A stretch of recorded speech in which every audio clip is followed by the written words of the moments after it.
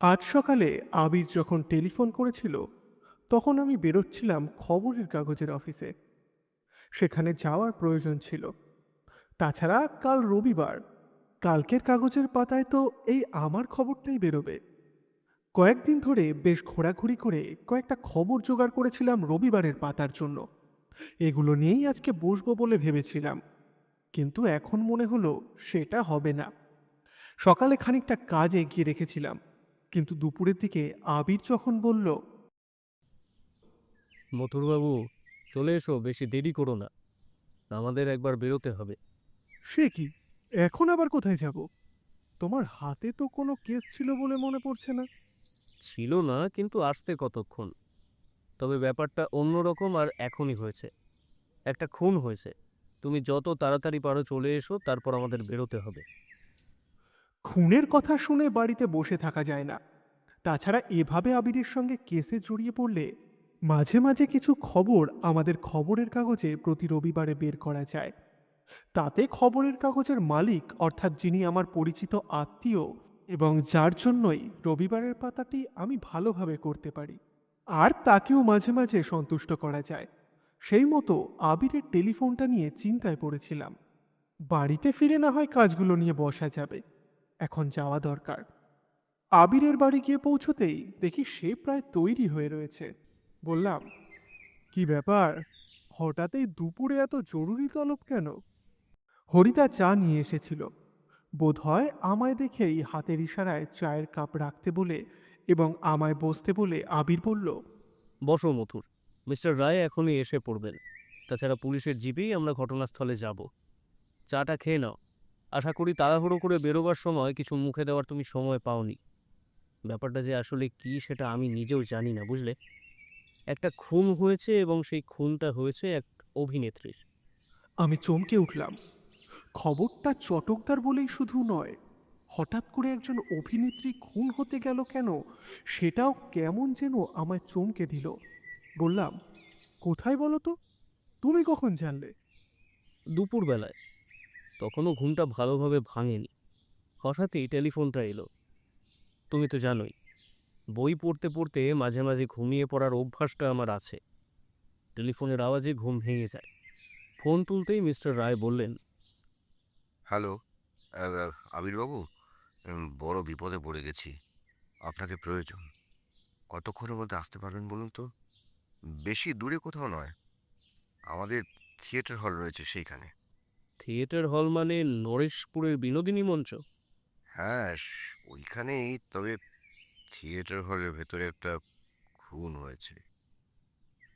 এখানে পুলিশের লোক নিয়ে আমি এসেছি। তবে কিছুই বুঝে উঠতে পারছি না। আপনি যদি আসেন খুব ভালো হয়। তাছাড়া যিনি মারা গেছেন তিনি একজন নামকরা অভিনেত্রী। কথাটা শুনেই আমি চমকে উঠলাম। নামকরা অভিনেত্রী? কিন্তু আবির এখনো তার নাম বলেনি। আবির বলতে লাগলো, মাসখানেক আগে তার একটি চলচ্চিত্র বেশ নাম করেছিল। ভদ্রমহিলার নাম নন্দিনী চ্যাটার্জি। খবরটা পেয়েই আমি উঠে পড়েছিলাম। তখনই তোমার কথা মনে পড়ল, তাই তোমার টেলিফোন করলাম। কিন্তু রায়বাবু জানালেন তিনি নিজেই আমাদের নিতে আসবেন। তার মানে অভিনেত্রী নন্দিনী চ্যাটার্জি মারা গেছেন? কিন্তু ব্যাপারটা এখনো বাইরে কেউ জানতে পারেনি। তুমি ভেবে দেখেছো আবির, একবার যদি ব্যাপারটা বাইরে কেউ জানতে পারে তাহলে কিরকম বড় কাণ্ড হতে পারে? সেই কারণেই তো ব্যাপারটা বাইরে এখনো পর্যন্ত জানানো হয়নি। আর তাড়াতাড়ি যাতে এই কেসটা সমাধান করা যায়, সেই কারণেই মিস্টার রায় আমাকে ওখানে নিয়ে যেতে চাইছেন। কিন্তু তোমার কি মনে হয়, নন্দিনী চ্যাটার্জির খুনের ব্যাপারটাকে তাড়াতাড়ি সমাধান না করতে পারলে তার একটা চাপ তোমার উপরে তো আসতে পারে? আবির চেয়ারে হেলান দিল, চায়ের কাপের শেষ চাটুকু লম্বা চুমুকে শেষ করে বলল, আমার ওপরে কোনো রকম চাপ আসার কথাই নয়। কারণ মিস্টার রায়ের হয়ে কেসটা আমি তদন্ত করব। তাছাড়া একবার গিয়েই দেখা যাক না। আগে থেকে শুধু শুধু কোনো কিছু ভেবে নিয়ে তো লাভ নেই। আবির ঠিক কথাই বলেছে। চায়ের কাপে চুমুক দিতেই দেখতে পেলাম আবির একটা বই খুলে বসেছে। বই পড়ার অভ্যেসটা যে আবিরকে আরও বেশি জাঁকিয়ে ধরতে শুরু করেছে, দিন দিন সেটা ভালোই বুঝতে পারি। না হলে একটা মানুষ সকাল থেকে রাত পর্যন্ত প্রায় প্রতিদিন একইভাবে ঘরের ভেতর কাটিয়ে দেয় কি করে? শুধুমাত্র ব্যালকনিতে ছাড়া সে অন্য কোথাও যায় না। আমি মিস্টার রায় আর সামান্য হাতে গোনা দু একজন ছাড়া টেলিফোনেও তার সঙ্গে কারোর কথা হয় না। সাহিত্যিকদের মুখে শুনেছি বই মানুষকে অন্য জগতে নিয়ে যায়, আর সেটার প্রমাণ পেয়েছি আবিরকে দেখে। এরপরেই রায়বাবুর জিপের শব্দ শুনতে পেলাম। তিনি আসার আগে আমরাই উঠে পড়লাম জিপে। উঠে ঘটনাস্থলের দিকে এগোতে এগোতে রায়বাবুর মুখে শুনতে পেলাম গোটা ঘটনাটা। সকালে যখন আমি থানায় যাই তখন হাতে অন্য একটা কেস ছিল। সেটা নিয়ে আমাকে একবার নরেশপুরের দিকে যেতে হয়েছিল। সেখানকার লোকের মুখে শুনেছিলাম নরেশপুরের বড় থিয়েটারে কোনো একটা চলচ্চিত্রের কাজ আবার নতুন করে শুরু হতে চলেছে। তবে সেটা কানাঘুষো, আসল কোনো ব্যাপার তেমনভাবে জানা যায়নি। আর এই চলচ্চিত্রে কারা রয়েছেন সেসব ব্যাপারেও কিছু জানা যায়নি। তবে এসব কাজ শুরু হলে পুলিশের কাজ তো বেড়েই যায়। মাঝে মাঝে যখন শুটিংয়ের কাজ চলে তখন পুলিশের পাহারা দিতে হয়। কিন্তু ব্যাপারটা ভেবেই আমার সঙ্গে থাকা কনস্টেবল রাম সিংকে বলেছিলাম। আমার কথা শুনে রাম সিং তার পান খাওয়া দাঁত বার করে একবার হেসে উঠে বলল, চিন্তা করবেন না বড়বাবু, ও আমরা ঠিক সামলে নেব। কিন্তু সিনেমার শুটিং হলে তো শুনেছি অনেক বড় বড় নায়ক নায়িকা আসবে, এখানে তো কাউকেই দেখছি না। তার মানে তখনও পর্যন্ত সেখানে কেউ আসেনি।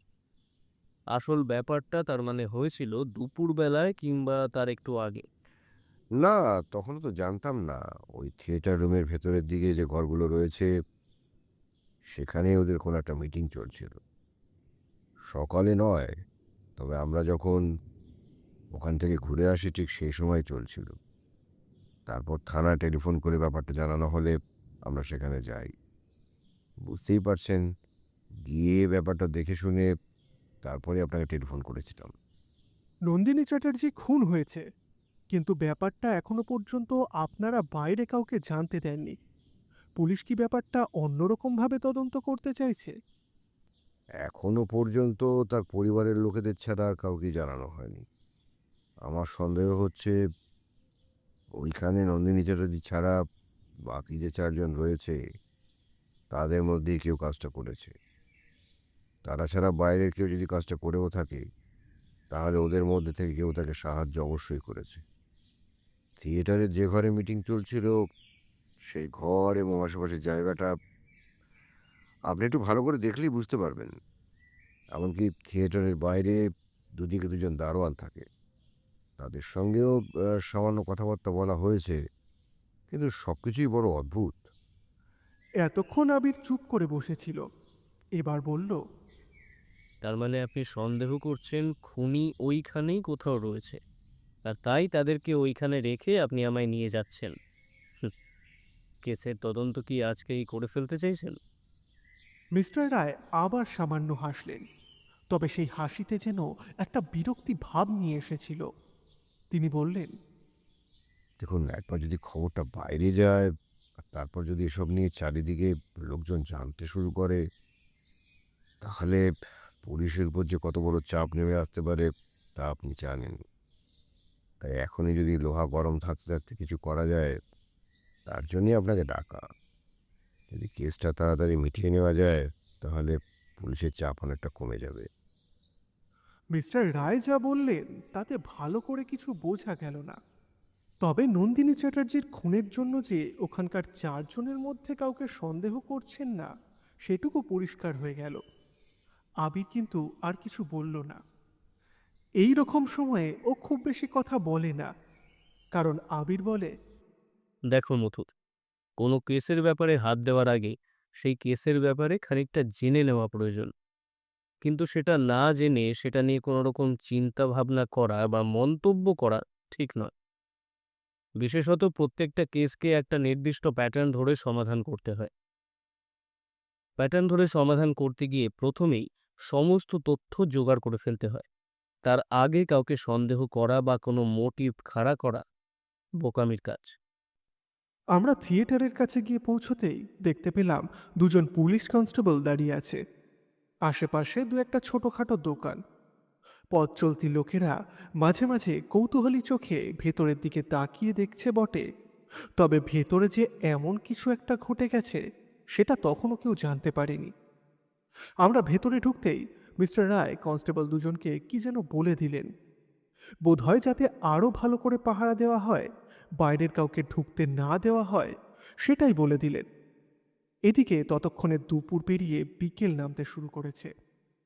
আবির ভেতরে ঢোকার আগে থিয়েটারের কম্পাউন্ড চারপাশটা একবার দেখে নিল। পেছন থেকে বেরোবার একটা ছোট্ট রাস্তা আর সামনের দিকের বড় গেট, দুই জায়গাতেই দুজন করে কনস্টেবল পাহারায় রয়েছে। আমরা এগিয়ে গিয়ে থিয়েটারের বাইরের দিকে ছোট্ট প্যাসেজ ধরে বড় হল ঘরের কাছে এসে পৌঁছলাম। সেইখানে সবাই বসেছিল, এমনকি দুজন পাহারাদারকেও তার এক পাশে রাখা হয়েছে। সেখানেও দুজন কনস্টেবল আর একজন অফিসার ছিল। মিস্টার রায় আমাদের নিয়ে ঢুকতেই সেখান থেকে উঠে এক ভদ্রলোক দাঁড়িয়ে বললেন, দেখুন মিস্টার রায়, আমি বুঝতে পারছি ব্যাপারটা কতটা সমস্যায় ফেলেছে সবাইকে, কিন্তু তাই বলে আপনি আমাদের এমনভাবে আটকে রাখতে পারেন না। আপনাকে তো আমি আটকে রাখিনি। আমি শুধু বলেছি আমি আবিরকে নিয়ে আসবো। আবিরবাবু তদন্ত করার পরে আপনারা সবাই যেতে পারেন। আবিরবাবু আপনাদের সঙ্গে কিছু কথাবার্তা বলবেন, ব্যাস এইটুকুই। এবার সবাই যেন একসঙ্গে তাকালো আবিরের দিকে। চারজন বসে আছে, তার মধ্যে তিনজন পুরুষ এবং একজন মহিলা। পুরুষদের মধ্যে একজনকে আমি চিনি, তিনি বিখ্যাত নায়ক অমর রায়। তার পাশে যে মহিলা বসে আছে তাকেও যেন দু একবার দেখেছি, কারণ ছবি দেখার অভ্যেস আমার আছে। থিয়েটার থেকে শুরু করে চলচ্চিত্র পর্যন্ত মাঝে মাঝে আমায় দেখতে হয়। তাছাড়া আমি খবরের কাগজের লোক, এসব জায়গায় খোঁজ খবর আমায় রাখতে হয়। অমর রায়ের পাশে বসে থাকা মেয়েটির নাম শিল্পী বন্দ্যোপাধ্যায়, এও চেনা মুখ। আবিরবাবু মানে তার মানে গোয়েন্দা আবির রায়। কিন্তু আমি তো আপনাকে বলেছিলাম যে ব্যাপারটা বাইরে ছড়িয়ে পড়ুক, এই মুহূর্তে আমি সেটা চাইছি না। এখন যদি এমন কিছু হয় তাহলে আমার আবার এই ছবিটা যে একেবারে আহ, আমি পুলিশের তরফেই গোটা ব্যাপারটার তদন্ত করব সঞ্জয়বাবু। আর যদি পুলিশের তরফে তদন্ত হয় তাহলেও আপনি আপনার ছবিটা এই মুহূর্তে করতে পারবেন না, অন্তত যতক্ষণ না পর্যন্ত নন্দিনী চ্যাটার্জির খুনি ধরা পড়ে এবং এদিকের ব্যাপারটা সমাধান পায়। আপনি অভিজ্ঞ মানুষ, আপনি জানেন এই সমস্ত ব্যাপারে নতুন করে আবার কাজ শুরু করতে ঠিক যতটা সময় লাগে, ঠিক ততটাই সময় লাগে জটিলতা থেকে বাইরে বেরিয়ে আসতে। তার পাশে বসে থাকা আরেকজন লোক, মাথায় লম্বা চুল, কাঁধে একটা ঝোলানো ব্যাগ, পরনে ধুতি আর পাতলা পাঞ্জাবি। তিনি বললেন, কিন্তু আমার মনে হয় আমাদের আবিরবাবু এবং পুলিশের সহযোগিতা করা প্রয়োজন। নন্দিনী ম্যাডামের এমনভাবে হঠাৎ মৃত্যুর পেছনে কারোর না কারোর হাত তো আছেই।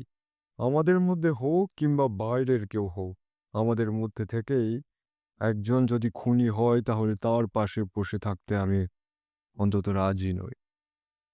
আপনি কি বলছেন গৌতম বাবু? এই কাজ আমরা করেছি। নন্দিনীর সঙ্গে আমরা এতদিন ধরে কাজ করছি, তার কোনো ক্ষতি আমরা করতে যাবো কেন? দেখুন, পুলিশকে পুলিশের কাজটা করতে দিন। জিজ্ঞাসাবাদ হয়ে গেলে আপনাদের সবাইকে এখান থেকে যেতে দেওয়া হবে। আবির্বাবুর সঙ্গে কথা বলে আপনারা নিজের মতো করে যেতে পারেন। তবে এই খুনের কেস সমাধান না হওয়া পর্যন্ত কেউ কিন্তু শহর ছেড়ে অন্য কোথাও যাবেন না, মাইন্ড ইট। পাহাড়দার দুজন একপাশে দাঁড়িয়েছিল। আমাদের ঢুকতে দেখেই তারা উঠে দাঁড়িয়েছিল, কিন্তু আবিরের ইশারায় তারা আবার বসে পড়ে। আবির প্রথমে প্রশ্ন করে, মৃতদেহটা কোথায়? আর মৃতদেহ প্রথম কে দেখেছিল? মিস্টার রায়ের সঙ্গে আমরা পাশের ঘরে গেলাম। আসলে এটাই হল ঘর হলেও তার পাশে যে ছোট্ট ছোট্ট চেঞ্জিং রুম এবং ঘরগুলো রয়েছে, তার মধ্যে একটা ঘরের দরজার ভিতর দিকে তাকাতেই দেখা গেল সেখানে পড়ে রয়েছে মৃতদেহটি।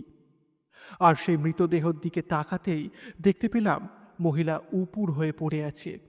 একটা চেয়ার তার সামনে রয়েছে, সামনে ছোট্ট টেবিলের কাছে ছড়িয়ে রাখা একটা আয়না এবং একটা ছোট্ট ব্যাগ। সেটা টেবিলের ওপর খোলা। সেই ব্যাগের ভেতর থেকে দু একটা প্রসাধন সামগ্রী বাইরে বার করে রাখা রয়েছে। বোঝাই যাচ্ছে এইখানে এসে তিনি কোনোভাবে নিজের পরিচর্যা করছিলেন। ঠিক তখনই মাথার পেছনের দিকটায় ভারী কিছু দিয়ে একটা আঘাত করা হয়েছে, কিন্তু আঘাতটা এতটাই জোরে হয়েছে যে সেই এক আঘাতেই তার মৃত্যু হয়েছে। মৃতদেহটা মুখ উল্টে সামনের দিকে পড়েছিল দেখে আবির বলল, মৃতদেহ কি এইভাবেই পড়েছিল? আমি তো এসে এটাই দেখেছি। তাছাড়া মৃতদেহ প্রথম দেখতে পেয়েছিল ওই নায়ক অমর রায়। আসলে চিৎকারটা শুনতে পেয়েছিল সেই প্রথম। ঠিক সেই সময় দুজন দারোয়ান জানায় ওই আরেকজন নায়িকা রয়েছে, উনি কোনো একটা কারণে বাইরে গিয়েছিলেন। গৌতম রায় এবং সঞ্জয়বাবু সে সময় হলঘরের কাছে বসে কোনো একটা ব্যাপারে কথা বলছিলেন। এই দিকেই বাথরুমগুলো রয়েছে। অমর রায় কোনো একটা কারণে বাথরুমের কাছে এসেছিলেন, আর তারপর সেখান থেকে যাওয়ার সময় চিৎকারটা শুনে তিনি প্রথম আসেন এবং তারপর বাকি দুজন। তার মানে ব্যাপারটা দাঁড়াচ্ছে অমরবাবু সব থেকে কাছাকাছি ছিলেন, কিন্তু তিনি কাউকে দেখেননি। অমরবাবু অনেকক্ষণ আগেই আমাদের পেছনে এসে দাঁড়িয়েছিলেন, আমি তাকে লক্ষ্য করিনি। আবিরের প্রশ্নের উত্তর দিতে তিনি বললেন, আমি সত্যি বলছি আবির্বাবু, আমি কাউকে বাইরে যেতে দেখিনি। তাছাড়া দুপুরের সময় হলেও এদিকটা কেমন অন্ধকার থাকে তা তো আপনি দেখেছেন। আলো না জ্বললে এদিকটা এমনই থাকে। এই লম্বা বারান্দাটায় আলোটা বন্ধ ছিল। কিন্তু আমার স্পষ্ট মনে আছে এইখানে বাথরুমের দিকে যাওয়ার সময় আমি আলোটা জ্বালিয়েছিলাম। আসলে এই থিয়েটারে অনেক বছর হলো কাজ করছি। এইখান থেকেই আমার যাত্রা শুরু। কিন্তু আপনি নন্দিনী চ্যাটার্জির চিৎকার শুনতে পাওয়ার ঠিক কতক্ষণের মধ্যে এখানে এসেছিলেন? অমরবাবু যেন কিছুক্ষণ ভাবলেন, তারপর বললেন, আসলে আমি তখন বাথরুমের ভেতরেই ছিলাম। চিৎকারটা শুনতে পাওয়ার পরে দরজা খুলে বাইরে বেরোতেই প্যাসেজটা অন্ধকার দেখতে পেলাম। তারপর এখান থেকে অন্ধকারের মধ্যেই সোজা হেঁটে এখানটা পর্যন্ত আসতে অনেকটা সময় লাগলো। আপনি ভালো করে দেখলেই বুঝবেন যে এই যে এই ছোট ছোট ঘরগুলো পেরিয়ে প্যাসেজটা থিয়েটারের পেছনের দিকে একটা বাঁক নিয়ে তারপরে বাথরুমের দিকে যায়। ওই দিক থেকেও একটা রাস্তা আছে। আর সত্যি বলতে আমি ওই দিক থেকেই এসছিলাম। তাহলে চিৎকারটা শুনে আপনি এই দিকেই এলেন কেন? এই কথায় অমরবাবু একবার যেন ইতস্তত করলেন, তারপর একবার এদিক ওদিক তাকিয়ে নিয়ে বললেন, আসলে সত্যি বলতে আমি নন্দিনীর সঙ্গে কিছু কথা বলতে চাইছিলাম আলাদা করে। নন্দিনী যখন উঠে এই ঘরের দিকে আসে তখন। তার একটু পরেই আমি বাথরুমের দিকে চলে যাই। আসলে হঠাৎ করে লোডশেডিং হয়েছিল তাই ভীষণ গরম হচ্ছিল। তাতেই নন্দিনীর একটু সমস্যা হয়। আসলে বুঝতেই পারছেন নায়িকা তো। তাই সবসময় একটা মেকআপের উপরেই থাকতো। তাই ভেবেছিলাম যাওয়ার সময় নন্দিনীর সঙ্গে কথাটা বলে আ তারপর ভেতরে যাব। আহ, দেখুন, যদি আপনার কোনো অসুবিধে না হয় তাহলে কি আমরা জানতে পারি আপনি নন্দিনী চ্যাটার্জির সাথে ঠিক কী কথা বলতে চেয়েছিলেন? অবশ্যই পারেন। আসলে আমার মনে হচ্ছিল যে নন্দিনীর বিপদ হতে পারে। কথাটা শুনে মিস্টার রায়, আবির, এমনকি আমি পর্যন্ত ঘুরে তাকালাম অমরবাবুর দিকে। অমরবাবুর মুখ দেখে মনে হলো না তিনি মিথ্যে কথা বলছেন। উনি দরজাটা বন্ধ করে দিলেন, তারপর আমাদের দিকে একটু এগিয়ে এসে বললেন, শুধু নন্দিনী নয়, বিপদ আমারও ছিল। কারণ কয়েকদিন আগে একটা উড়ো টেলিফোন আমার কাছে আসে। সেই টেলিফোনে কেউ আমায় বলেছিল খবরদার নায়কবাবু, নন্দিনী ম্যাডামের সঙ্গে পরের সিনেমা একদম করা যাবে না। নতুন কাউকে নিতে হবে। অন্য কাউকে না নিলে কিন্তু তারপর আপনাদের দুজনকেই ভুগতে হবে। কথাটা আপনি সঞ্জয়বাবুকে জানাননি?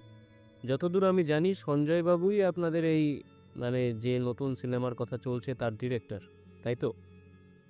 হ্যাঁ, জানিয়েছিলাম। তবে সত্যি বলতে কি আবির্বাবু, এই আমাদের নায়ক নায়িকাদের মাঝে মাঝে না অনেক উড়ো ফোন উড়ো চিঠি দেখতে হয়। তাই ব্যাপারটা খুব একটা কিছুভাবে নিইনি। তবে আজ সকালে নন্দিনীকে কেমন একটু যেন বিব্রত বলে মনে হচ্ছিল।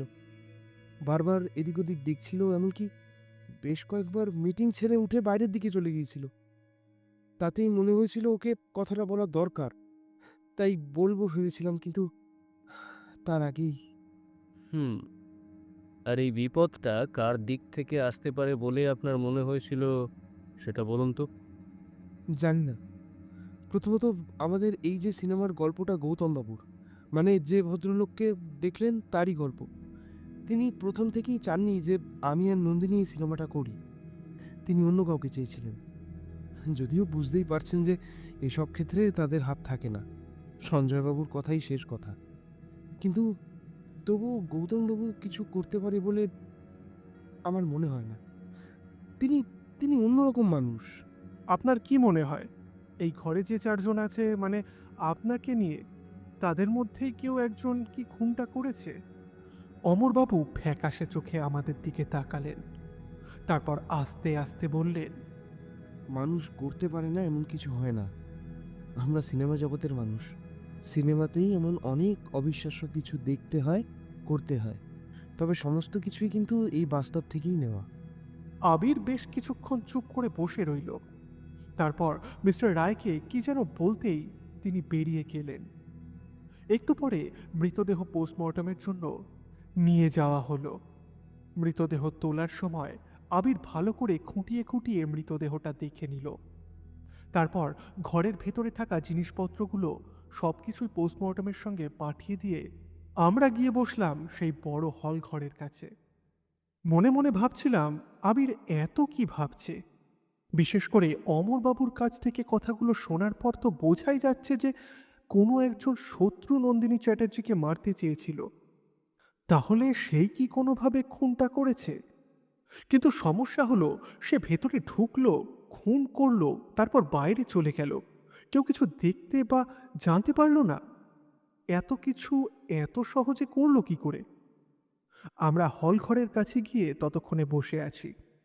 সঞ্জয় আর গৌতমবাবু ইতস্তত করছিলেন। অমরবাবু আমাদের সঙ্গে কথা বলার পর চুপ করে বসে আছে। এবার সেই মহিলা বলে উঠলেন, দেখুন আবিরবাবু, আপনার যা যা জিজ্ঞাসাবাদ করার আছে আপনি এখনই করে নিন। বেশি সময় আমি এখানে থাকতে পারবো না। আমার অন্য কাজ আছে। বেশ, তাহলে আপনাকে দিয়েই শুরু করা যাক। আপনি নন্দিনী চ্যাটার্জিকে ঠিক শেষবার কখন দেখেছিলেন? আমি একটা কাজে বাইরে গিয়েছিলাম। একটা জিনিস কেনার প্রয়োজন ছিল তাই। ফিরে আসার পরই দেখতে পেলাম এই অবস্থা। হল ঘরে কেউ নেই, এই পাশের দরজাটা খোলা। সেখান থেকে এগোতে সঞ্জয়বাবুকে দেখতে পেলাম। তখন সঞ্জয়বাবু আমায় প্রথম বললেন। তার মানে আপনি যখন এখান থেকে বেরিয়েছিলেন তখন নন্দিনী চ্যাটার্জি ঘরেই বসেছিল? না, তখন নন্দিনী ওইদিকে চলে গিয়েছিল। বাকিরা তখন এখানে বসেছিল। আমাদের মিটিং প্রায় শেষের দিকেই হয়ে এসেছিল, তাই আমরা উঠবো বলেই ঠিক করেছিলাম। আমি যতটা শুনেছি এই ছবিতে নন্দিনী চ্যাটার্জিকে নায়িকার ভূমিকায় এবং আপনাকে তার থেকে কোনো ছোট রোলেই অভিনয় করতে বলা হয়েছিল। তাতে আপনার কোনো আপত্তি ছিল? আপত্তি কেন থাকবে? অভিনয়ের ক্ষেত্রে মাঝে মাঝে এমনটা করতেই হয়। আর তাছাড়া নন্দিনী একজন নামকরা অভিনেত্রী। তার তুলনায় আমি নতুন বলা চলে। হুম। তার মানে নন্দিনী চ্যাটার্জি যদি না থাকতেন তাহলে তার জায়গায় এই ছবিটায় আপনি প্রধান চরিত্রে অভিনয় করতে পারতেন নিশ্চয়ই। এই কথায় শুধু আমি নয়, বাকিরাও সোজা তাকালো শিল্পী চক্রবর্তীর মুখের দিকে। উনি হঠাৎ থমকে আবিরের দিকে তাকিয়ে রইলেন। তারপর বললেন, আপনি কি মনে করছেন এই কারণেই আমি কোনোভাবে নন্দিনীকে খুন করিয়েছি? কিন্তু আমি তো সে সময় ঘরেই ছিলাম না, এমনকি হলের মধ্যেও ছিলাম না। আমি যে এখানে ছিলাম না তার সব থেকে বড় প্রমাণ হলো দারোয়ান। এমনভাবে শিল্পী চক্রবর্তী কথাটা বললেন যে আবির আর সেই নিয়ে কোনো প্রশ্ন করতে পারল না। তারপর সঞ্জয়বাবুকে বলল, আচ্ছা, শিল্পা দেবীর সঙ্গে নন্দিনী চ্যাটার্জির সম্পর্কটা ঠিক কিরকম? নন্দিনীর সঙ্গে শিল্পার সম্পর্ক খুব একটা খারাপ ছিল না। এর আগেও বেশ কয়েকটা ছবিতে দুজন একসঙ্গে কাজ করেছে। তবে সত্যি বলতে কি, এই ছবিতে আমি প্রথমে শিল্পাকেই প্রধান নায়িকা হিসেবে ভেবেছিলাম, কিন্তু পরে বিভিন্ন কারণে সেটা বদলাতে হয়। ও, তা এই কথাটা কি শিল্পা চক্রবর্তী জানতেন? মানে আপনি প্রথমে তাকে ভেবেছিলেন এবং পরে সেটা পরিবর্তন করে নন্দিনী চ্যাটার্জিকে নিয়েছিলেন, এই কথাটা? সেটা অবশ্য শিল্পার জানার কথা নয়, কারণ এই ব্যাপারটা শুধু আমার আর গৌতম বাবুর মধ্যেই ছিল। এমনকি অমর পর্যন্ত এ ব্যাপারে কিছু জানতো না। আপনি সত্যিই এই ব্যাপারে কিছু জানতেন না, শিল্পা দেবী? এবার শিল্পী চক্রবর্তীর মুখে একটা রাগের ভাব দেখা দিল। তিনি একটু জোরের সাথেই বললেন, দেখুন আবিরবাবু, পুলিশের তরফে আপনি এসেছেন তাই আপনার সমস্ত প্রশ্নের উত্তর আমি দিচ্ছি, কিন্তু এই ব্যাপারে আমি সত্যিই কিছুই জানতাম না। এখন যদি আপনি জোর করে আমাকে দিয়ে স্বীকার করাতে চান যে আমি জানতাম, তবে তো আমার কিছু করার নেই। তার মানে আপনি জানতেন না, কিন্তু ঠিক ওই সময়ে আপনি বাইরে গেলেন, ঠিক তার আগেই নন্দিনী চ্যাটার্জি ওই ঘরের দিকে গেলেন। আর সব থেকে বড় কথা, তারপরে অমরবাবু নিজেও উল্টো দিক দিয়ে গেলেন ওই প্যাসেজের দিকেই। ব্যাপারটা কেমন যেন অগোছালো মনে হচ্ছে না? ঘরের মধ্যে যেন একটা পিন পড়লেও শোনা যাবে এমন নিস্তব্ধতা নেমে এলো। মিস্টার রায় চুপ করে সমস্ত কথা শুনে চলেছেন। আমিও বসে রয়েছি, কারোর মুখে কোনো কথা নেই। এর মাঝে গৌতমবাবু বলে উঠলেন, দেখুন আবিরবাবু, এখানে কিন্তু যারা রয়েছে তাদের মধ্যে কেউ ওই সময় ওই ঘরের কাছাকাছি যায়নি, একমাত্র একমাত্র অমরবাবু ছাড়া। কিন্তু অমরবাবু জানিয়েছেন উনি চিৎকারটা শুনেই ওই ঘরে গিয়েছিলেন। আর সবথেকে বড় ব্যাপার, ভারী কিছু একটা দিয়ে নন্দিনীকে আঘাত করলে তারপর সেটা নিয়ে এখান থেকে পালিয়ে যেতে খানিকটা সময় লাগবে। হলঘর থেকে ওই ঘরটা বেশ খানিকটা দূরে, তাই চিৎকারটা প্রথমে এই দিকে শোনার কোনো সম্ভাবনা নেই। তাই চিৎকারটা আপনারা আসলে শুনতে পাননি এই দিকে থাকার জন্য, কিন্তু শুনতে পেয়েছিলেন অমরবাবু। তার মানে অপরাধী যেই হোক না কেন, সে পেছনের দরজা দিয়ে বেরিয়েছে, না হলে এই ঘরের পাশে যে দরজাটা বাইরে বেরোবার জন্য রয়েছে সেইটা দিয়ে বেরিয়েছে। আর যাবার সময় সঙ্গে করে নিয়ে গিয়েছে তার মার্ডার ওয়েপন। আবির আমাদের বসতে বলে একবার বাইরে বেরিয়ে গেল। আমরা চুপ করে বসে থাকতে থাকতে সঞ্জয়বাবু বললেন, দেখুন মিস্টার রায়, দুপুর থেকে কিন্তু প্রায় সন্ধে হতে চলেছে। শুধু শুধু আমাদের এখানে আটকে রাখার তো কোনো কারণ নেই। জিজ্ঞাসা করার আছে সেটা করে ছেড়ে দিলেই তো হয়। আপনার সঙ্গে আমি একমত, কিন্তু আবিরবাবু তদন্ত করার ব্যাপারটা একটু আলাদা। আমি কিছুই করতে পারবো না। ব্যাপারটা ওপর মহলে জানানো হয়েছে, সেখান থেকেই অর্ডার এসেছে।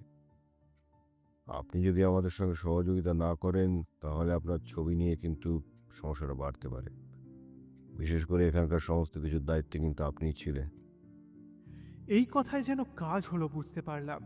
মিস্টার রায় মিথ্যে কথা বলছেন, কারণ আবির যে কটা পুলিশের কেসে মিস্টার রায়ের সঙ্গে তদন্ত করে, বেশিরভাগ ক্ষেত্রেই পুলিশের ওপর মহল তা জানে না। একেবারে শেষ যখন কেসের সমাধান হয়ে যায়, তখন প্রত্যেকবার মিস্টার রায় নিজের সঙ্গে সঙ্গে আবিরের সমস্ত কাজটুকু এই কেসের ব্যাপারে তুলে ধরে। আগেই বলেছি, মাঝে মাঝে খবরের কাগজে এসব কেসের ব্যাপারে আবিরের নাম সামনে এসেছে, তবে আবির এসব পছন্দ করে না। বেশ কিছুক্ষণ পরে আবির যখন ফিরে এলো, তখন দুজন পাহারাদারের মুখে কেমন সন্দেহ। তার একটু দূরেই বসেছিল মিস্টার রায়। মিস্টার রায় কিছু একটা বলতেই সেদিকে এগিয়ে যেতেই আবির আমাদের সামনে এসে বলল, গৌতমবাবু, একমাত্র আপনি এবং সঞ্জয়বাবু ছাড়া অন্য কেউ জানতো না যে আপনারা নন্দিনী চ্যাটার্জির জায়গায় প্রথমে শিল্পা চক্রবর্তীকে ভেবেছিলেন। এই কথাটা আপনার কাছ থেকে অন্য কেউ জানতে পারেনি তো? এবার গৌতমবাবু, সঞ্জয়বাবু ও শিল্পা চক্রবর্তীর দিকে তাকিয়ে আবির বলল, আমার কেমন যেন মনে হচ্ছে কোথাও একটা গন্ডগোল রয়েছে। গৌতমবাবু, সঞ্জয়বাবু যদি কথাটা শিল্পা চক্রবর্তীকে বলে থাকতে, তাহলে সে কথা স্বীকার করতে তার সমস্যা হওয়ার কথা নয়। সবার সাথে সব কথাই বলতে পারেন, কিন্তু আপনার সঙ্গে প্রথম তার কথা হয়েছিল এই ছবিতে বোধহয় নন্দিনী চ্যাটার্জি কিংবা অমরবাবুর পরিবর্তে অন্য কোনো মুখ নিয়ে কাজ করার জন্য। কিন্তু পরবর্তীতে হয়তো সঞ্জয়বাবুর কথাতেই ব্যাপারটা পরিবর্তন হয়। কিন্তু গৌতমবাবু নিশ্চয়ই কোনো না কোনোভাবে কথাটা শিল্পা চক্রবর্তীকে জানিয়েছিলেন। কি আমি ঠিক বলছি? গৌতমবাবু মাথা নিচু করেছিলেন। এবার বললেন, আপনি ঠিক বলেছেন। শিল্পাকে একবার কথাটা বলেছিলাম। আসলে শিল্পা ঠিক নতুন মুখ না হলেও আমি চেয়েছিলাম এই সিনেমাটাতে তাকে প্রধান নায়িকা বানাতে। অমরের সঙ্গে নয়, অন্য একজনের সঙ্গে। কিন্তু সমস্যাটা হয়ে দাঁড়ায়, অমর এবং নন্দিনীর জুটিটা এই মুহূর্তে ভালোই কাজ করছে। এখন মার্কেটে তাদের সিনেমায় ভালো চাহিদা রয়েছে। তাই সঞ্জয়বাবু চাইলেন তাদের দিয়েই এই কাজটা করানো হোক। কিন্তু শিল্পাকে আমি আগেই বলেছিলাম যে তাকে নিয়ে এই কাজটা করব। তাই পরে বাধ্য হয়ে তাকে কথাটা জানাতে হয়েছিল। কিন্তু তার মানে আপনি আগেই কথাটা জানিয়ে দিয়েছিলেন? আপনাকে বলেছিলাম গৌতমবাবু এইসব ব্যাপার বাইরে যত কম যায় ততই ভালো। কিন্তু তার মানে কি আবিরবাবু? কিন্তু শিল্পা নন্দিনীকে খুন করতে যাবে কেন? শিল্পা নিজেও ভালোভাবে জানে যে নন্দিনীকে খুন করলে কি হতে পারে।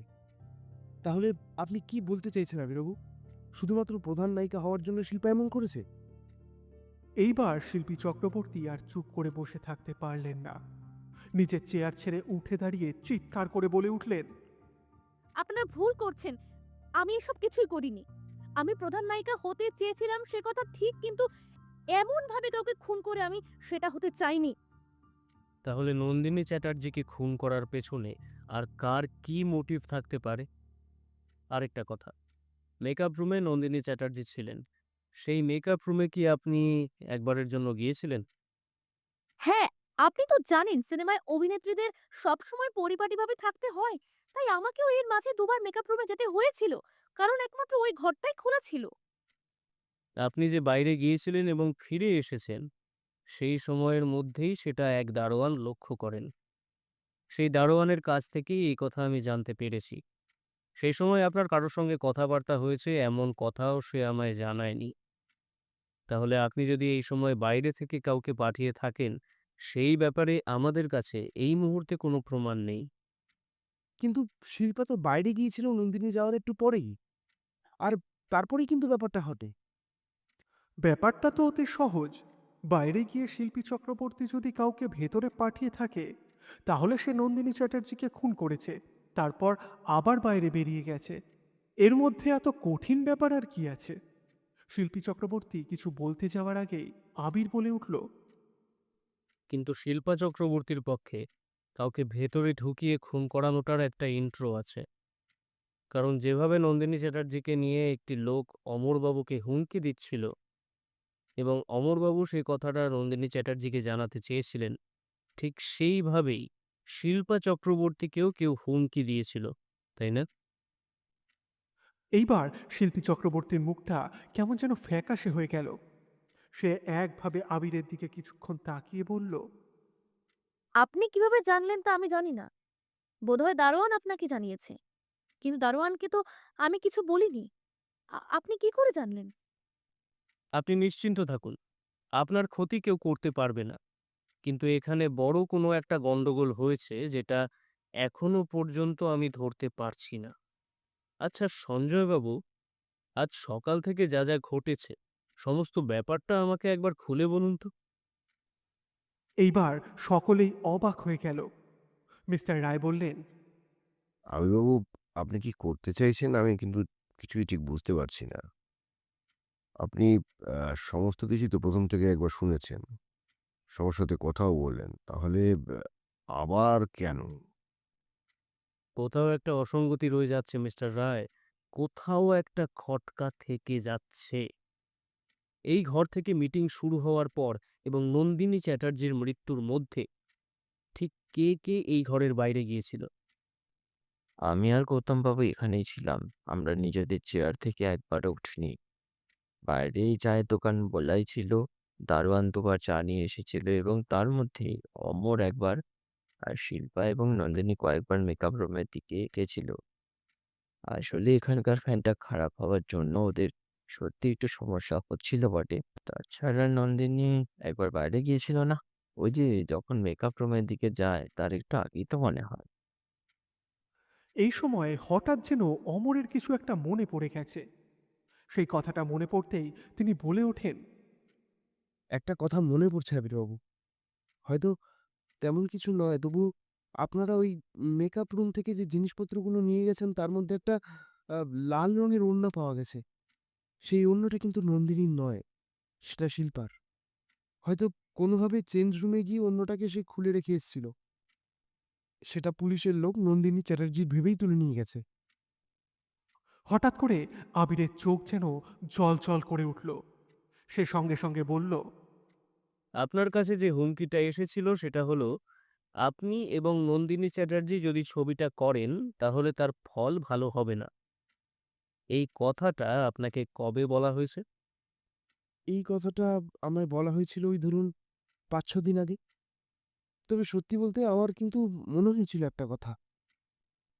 আর আপনাকে উড়ো ফোন করে হুমকি দেওয়া হয়েছিল কবে? শেষের কথাটা আবির শিল্পীর দিকে তাকিয়ে বলে। এবার শিল্পী বলে, আমাকে হুমকি দেওয়া হয়েছিল ২-৩ দিন আগে। একদিন রাত্রের দিকে টেলিফোনটা এসেছিল। আমি তখন কিছু ভাবিনি, তবে একবার যখন বাইরে একবার গিয়েছিলাম, মানে এখানে আসার সময়, তখন যেন মনে হয়েছিল উল্টো দিকে চায়ের দোকানের কাছে একটা লোক দাঁড়িয়ে দেখছে। তখন ভয় হয়েছিল। আর টেলিফোনটা চলাকালীন কোনো শব্দ শুনতে পেয়েছিলেন? শিল্পী ভয় পেয়ে গেছে, তার মুখটা ফ্যাকাশে হয়ে গেছে, তাই সে আর কিছু বলতে পারল না। কিন্তু আবির হঠাৎ বলল, আপনি সবাইকে বাড়ি যাওয়ার অনুমতি দিতে পারেন মিস্টার রায়, তবে শহর ছেড়ে কেউ যেন কোথাও না যায়। অপরাধী কে সেটা আমি বুঝতে পেরেছি, কিন্তু তার জন্য আমার খানিকটা সময় লাগবে। আবিরের এমন কথায় আমি মিস্টার রায় দুজনেই অবাক হয়ে গেছিলাম। এতক্ষণ পর আবির কোনো কিছু না বলে সবাইকে যে কেন পাঠিয়ে দিল সেটা বুঝতে পারলাম না। তবে তখনের মতো বাড়ি ফিরে এলাম। এদিকে সন্ধ্যা পেরিয়ে এসেছিল। কাল রবিবার, তাই আমাকেও বাড়িতে গিয়ে নিজের কাজ করতে হবে। কাল সারাদিন খবরের কাগজের ওখানে চলে যাবে। শুধু বাড়ির কাছে এসে বললাম, তুমি কি ভাবছো আমি জানি না, তবে এটুকু বলতে পারি নন্দিনী চ্যাটার্জির খুনের ক্ষেত্রে সবথেকে বড় বাধা হলো অপরাধীর পালিয়ে যাওয়াটা। সঞ্জয়বাবু কি বলেছিলেন মনে আছে? সঞ্জয়বাবু বলেছিলেন উনি দারোয়ানকে দিয়ে দুবার চা আনিয়েছিলেন। অথচ দারোয়ান আমায় কি বলেছিল জানো? কি বলেছিল? দারোয়ান আমায় জানিয়েছে দুবার নয়, ৩বার এই চায়ের দোকান থেকে লোক এসেছিল। দারোয়ান হলের ভেতরের দিকটাতেই থাকে, কিন্তু চায়ের দোকানদার থেকে শুরু করে সঞ্জয়বাবু আর এমনকি ভেতরের সবাই আমাকে জানিয়েছে তারা দুবার চা খেয়েছে এবং দুবার চা এসেছে। তাহলে তৃতীয়বার এবং শেষবার চায়ের কেটলি নিয়ে যে এসেছিল সে কে? লোকটা পালিয়ে গেল কোন পথে? লোকটা প্রথমে পালিয়ে যায়নি, লোকটা পালিয়েছে পরে। যখন খুন হয়েছে দেখে সবাই ওখানে গিয়েছে, তখন লোকটা কোনো একটা সুযোগ বুঝে সেখান থেকে বেরিয়ে গিয়েছে। তাই তাকে ধরার মতো কোনো রকম সুযোগ আমাদের হাতে ছিল না। আর সবথেকে বড় কথা হলো, ওই হলের ভেতরে খুঁজে বেড়ালে একটা কেটলিও তার সঙ্গে পাওয়া যাবে। আমায় বাড়িতে ফিরে একবার রায়বাবুকে ফোন করতে হবে। অবাক হয়ে বাড়ি ফিরছিলাম। আবিরের কথা কিছু বুঝতে পারছিলাম না। পরদিন রবিবার খবরের কাগজের অফিসেই প্রায় গোটা দিনটা কেটে গেল। সন্ধ্যার দিকে বিধ্বস্ত হয়ে যখন আবিরের বাড়িতে ফিরলাম, তখন দেখি সে একটা বই পড়ছে। হরিদাকে চায়ের কথা বলে ধপ করে চেয়ারে বসে পড়লাম। আরে কি হলো? ওই নন্দিনী চ্যাটার্জির খুনের ব্যাপারটা কি হলো বললে না? আরে ওটা তো আজ সকালেই হয়ে গিয়েছে। মার্ডার ওয়েপন, কেটলি সব কিছু পাওয়া গিয়েছে। তবে হয়তো অপরাধীকে ধরতে একটু কষ্ট করতে হতো, কিন্তু ভয় পেয়ে কিংবা তাড়াহুড়োতে এই লোকটা সেখান থেকে পালাবার সময় তার একটা জিনিস ফেলে গিয়েছিল। আর সেই ফেলে রাখা জিনিসটার সাহায্যেই তাকে খুব সহজেই ধরা গিয়েছে। কি জিনিস? সেটা জানার আগে ব্যাপার খানিকটা জানতে হবে। গৌতম রায়, অর্থাৎ যে লোকটির গল্প নিয়ে গোটা সিনেমাটা হচ্ছে, সেই লোকটি কিন্তু শুধুমাত্র সঞ্জয়বাবু, অমর, শিল্পা কিংবা নন্দিনীর সঙ্গে পরিচিত নন, আরও বেশ কয়েকজনের সঙ্গে পরিচিত। গৌতমবাবু আসলে নন্দিনীর সঙ্গে সম্পর্কে জড়িয়ে থাকা আরও একজন অভিনেতার সঙ্গে সম্পর্কিত। তোমার হয়তো মনে আছে, গৌতমবাবু চাননি নন্দিনী এবং অমর এই ছবিতে কাজ করেন। তিনি চেয়েছিলেন নন্দিনীর সঙ্গে সম্পর্কে জড়িয়ে থাকা একজন, তার নাম দেবাশিস মজুমদার, সে এবং শিল্পা এই ছবিতে কাজ করুক। কিন্তু কোনো কারণে সেটা হয়ে ওঠেনি। সে বিষয়ে বেশি কথা বলবার প্রয়োজন নেই।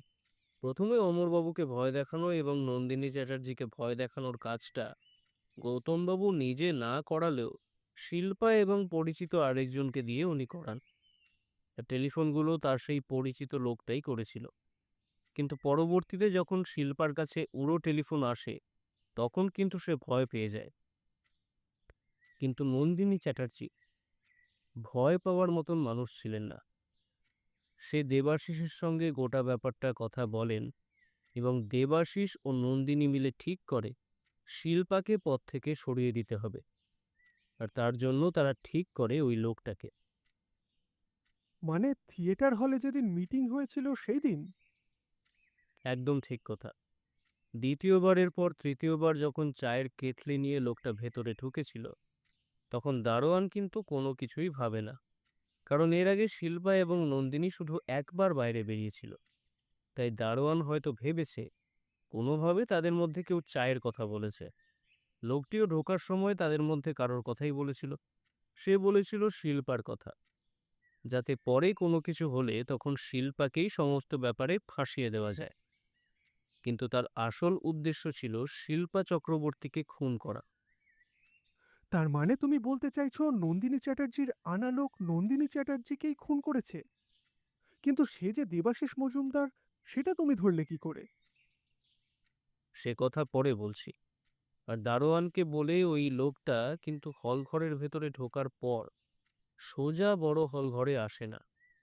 তুমি হয়তো দেখেছো, হলঘরের রাস্তাটা যেমন বাইরে বেরোচ্ছে তেমন পাক দিয়ে সোজা প্যাসেজটা গোল করে ঘিরে রয়েছে। সেই প্যাসেজটার এক পাশ থেকে হলঘরটাকে এবং পেছনের ঘরগুলোর সামনের বারান্দা ধরে সোজা আবার সামনে আসা যায়। লোকটা সেইখান থেকে গিয়ে প্রথম গিয়েছিল মেকআপ রুমে। দারোয়ানদের সঙ্গে কথা বলে এই শিল্পা এবং নন্দিনীর যাওয়া আসার ব্যাপারটা আমি খুব ভালোভাবে লক্ষ্য করি। যখন শিল্পা যায় তার ঠিক একটু আগেই নন্দিনী বাইরে বেরিয়েছিল এবং তখন নন্দিনী বাইরে গিয়ে দেবাশিসকে জানিয়েছিল একটু পরে সে যেন ভেতরে আসে এবং মেকআপ রুমে থাকা শিল্পার মাথায় আঘাত করে খুন করে। কিন্তু কোনো কারণে ঠিক সেই মুহূর্তে নন্দিনীকে মেকআপ রুমে যেতে হয়। কিন্তু নন্দিনী ভয় পায়নি। তার কারণ হলো নন্দিনী এবং শিল্পাকে ওই আধো অন্ধকারের মধ্যে খুব ভালোভাবে চেনা সম্ভব নয়। আরেকটা বড় ব্যাপার ছিল, ওই দিন গৌতমবাবু ওদের দুজনকে একই রকম পোশাক পরে আসতে বলেছিলেন। সেই পোশাক তুমি ভালো করে দেখেছো। সেই পোশাক একই রকমের, তাই আধো অন্ধকারের মধ্যে পেছন থেকে চট করে ওদের দুজনকে আলাদা করে চেনা সম্ভব নয়। বিশেষ করে তাড়াহুড়োর মধ্যে যে ভেতরে ঢুকবে তার পক্ষে তো নয়। শিল্পার কাছে একটা আলাদা লাল রঙের কাপড়ের মতো ওড়না ছিল, সেটাই ছিল পার্থক্য এবং সেটার কথাই নন্দিনী বাইরে গিয়ে বলে এসেছিল। কিন্তু তার আগেই মেকআপ রুমে ঢোকা শিল্পা কোনোভাবে সেই কাপড়টা ওখানে রেখে উঠে আসে। নন্দিনী যখন মেকআপ রুমে যায় তখন চায়ের লোকটি ভেতরে ঢুকে পড়েছে এবং তারপরে বাইরে শিল্পা বেরিয়ে গিয়েছে। এই তিনটে ঘটনা আগে পরে করে একই সময়ের মধ্যে হয়। দারোয়ান এই ব্যাপারটা নিশ্চিত করেছে কারণ সে সব সময় দরজার কাছে ছিল না, মাঝে মাঝে হলের ভেতরের দিকেও এসেছিল। প্রথমে সে পুলিশকে কথাগুলো বলেনি, কিন্তু পরে আমার জেরায় এবং বারবার তাকে জিজ্ঞেস করতে করতে কথাগুলো তার মনেও দাগ কেটেছিল। কিন্তু তুমি দেবাশিস মজুমদারকে ধরলে কি করে? মাথায় আঘাত করার সঙ্গে সঙ্গে চিৎকার করে ওঠে নন্দিনী চ্যাটার্জি। ঠিক তখনই হয়তো সে একবার পেছনে তাকিয়েছিল। তার মুখটা দেখে ভয় পেয়ে যায় দেবাশিস মজুমদার। তাই তাড়াতাড়ি নিজের প্ল্যানিং ভুলে সে পাশের ঘরের দরজা খুলে সেখানে ঢুকে পড়ে। অমরবাবু সেখানে আসে, বাকিরা সেখানে ধীরে ধীরে আসে। লোকজন জড়ো হতে হতে সে কোনো এক সময় সেখান থেকে বেরিয়ে বাইরে চলে যায়। কিন্তু চায়ের কেটলি এবং তার সঙ্গে থাকা ভারী লোহার ছোট হাতুড়িটা সে সেখানেই রেখে এসেছিল। মাথার উপর যে আঘাতটা হয়েছে সেটা কেউ বাঁ হাতে করেছে। ডান হাতের আঘাত হলে কিংবা দু হাতে কেউ আঘাত করলেও সেই আঘাতটা হতো অন্যরকম। বাঁ হাতে এমন একটা আঘাতটা মাথার ঠিক এমন জায়গায় পড়েছে যে মুহূর্তের মধ্যে তার মৃত্যু হয়েছে। এমন কাজ করা সহজ ব্যাপার নয়। তাছাড়া শিল্পা চক্রবর্তীকে যিনি টেলিফোন করে হুমকি দিয়েছিলেন, তার কথাবার্তার সঙ্গে শিল্পা চক্রবর্তী একটা শব্দও শুনতে পেয়েছিলেন। এখানেও বলা যেতে পারে একটা খেলা। সেদিন ওখান থেকে বেরিয়ে লোকটা যখন চলে যায়, তখন চায়ের দোকানদার তাকে এক মুহূর্ত যেন লক্ষ্য করেছিল। লোকটা এগিয়ে গিয়ে ভিড়ের মধ্যে মিশে যায়, কিন্তু লোকটা একটু লম্বা। চায়ের দোকানদার তাকে মনে রেখেছিল। যদিও খুনটা হয়েছে সেই ব্যাপারটা বাইরে কাউকে জানানো হয়নি। আর ওই থিয়েটারের দিকের রাস্তাটায় পেছনের দিক থেকেও লোকজন আসতে পারে। তবুও অস্বাভাবিক লম্বা লোকটাকে দেখে চায়ের দোকানদারের একটু নজর পড়ে। আমি তাকে জিজ্ঞাসাবাদ করে পরে তার কথা জানতে পেরেছি। এদিকে শিল্পা চক্রবর্তী এবং নন্দিনী চ্যাটার্জির ব্যাপারে খোঁজ নিতে গিয়ে দেবাশিস মজুমদার এবং শিল্পা চক্রবর্তীর সেই বন্ধুটির কথা জানা যায়। শিল্পা চক্রবর্তী এবং তার বন্ধু কিন্তু সমস্তটা স্বীকার করেছিল। এরপর দেবাশিস মজুমদারের খোঁজ করে দেখা যায় তিনি বাঁহাতি, লম্বা এবং তার বাড়ির পাশে একটা মন্দির আছে। তিনটে ব্যাপার মিলে যাওয়ার পরে দেবাশিস মজুমদারকে একটু চেপে ধরতেই তিনি সবকিছু স্বীকার করেন। আসলে ভুল করে তিনি তাকে খুন করে ফেলেছিলেন যাকে তিনি বাঁচাতে চেয়েছিলেন। আমি অবাক হয়ে তাকিয়ে রইলাম আবিরের দিকে। এমন একটা ব্যাপার হতে পারে নাকি? সামান্য ওই লাল রঙের ওড়নাটা যদি কোনোভাবে শিল্পী চক্রবর্তী নিয়ে চলে আসতো, তাহলে হয়তো দেবাশিসবাবু তাকে মারতো না। কিন্তু অন্যের ক্ষতি করতে গিয়ে নিজের ক্ষতি যে হয়, এমন কথা আগে অনেক শুনেছিলাম। এইবার নিজের চোখে দেখলাম। আবির হাসতে হাসতে চেয়ারে হেলান দিয়ে বলল, তখনই কেসটা সলভ হয়ে যেত যদি ওই চায়ের লোকটার কথাটা মাথায় আসতো। কিন্তু হয়তো দেবাশিসকে খুঁজে পেতে সময় লাগতো। তবে চায়ের দোকানদারের সঙ্গে কথা বলে ব্যাপারটায় নিশ্চিত হয়েছি। তারপর আজ সকালে কি হলো? চুপ করে আছো কেন? আমি তো দীর্ঘশ্বাস ফেলে বললাম, হুম, কর্মফল বুঝলে, কর্মফল। আজকে রবিবারের পাতায় কর্মফল নিয়েই একটা নতুন আর্টিকেল তৈরি করেছি। যাই হোক, রাত হচ্ছে। সত্যিই আবির, তোমার জবাব নেই।